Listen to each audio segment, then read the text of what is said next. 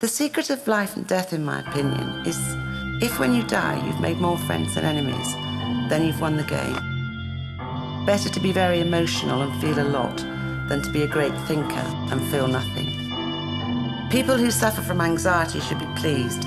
It's those people who don't worry about the world we live in that have a problem. Whenever I felt nervous in my life, I often found I feel safest when locked in a ladies' toilet. Many therapists recommend people write things down. I think I know why. When you read the crap you've written, it's impossible not to laugh. A sign that a psychiatric patient is getting well is when they realise their doctor or therapist is more fucked up than they are. I prefer empty churches than ones full of faithless people. This is probably why I try to avoid funerals.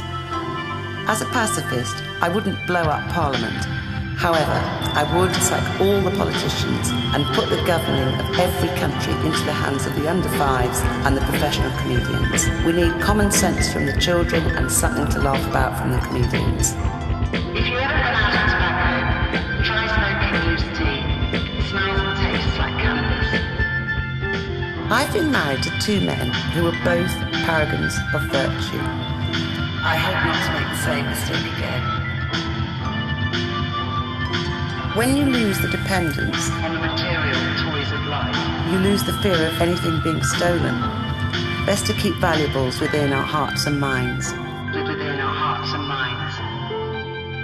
Although I lost my virginity to a fisherman called Mick, I'm pleased I never became a fishwife.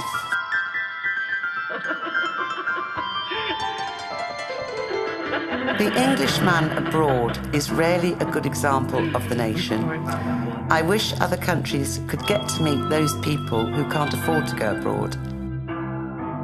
No one believes I can be a thrifty person. However, I might try it when the Queen and the British government starts trying it. The bigger the prick, the harder it is to prick his conscience. To me, running a good home means getting rid of more rubbish than you bring in. Security is important on any planet. I leave all security matters to my faithful bed partner, Rosie the dog. The beauty of a faithful bed partner is that it leads to peaceful sleep. Apparently martyrs used to wear hair shirts. Maybe they still do. I would like to say to these weirdos, there are worse things in life than an itchy back.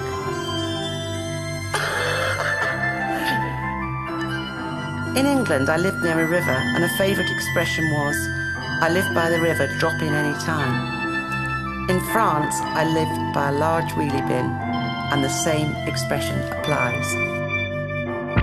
One of my daughters said to me recently that she thought my psychiatrist would be better suited working in a kebab shop. Better to say hello when friends are alive than goodbye when they're dead. An old friend once told me the reason my hometown didn't have a brothel was because it had too many enthusiastic amateurs. I've decided I'm not prepared to travel again by air, unless it's in a hot air balloon.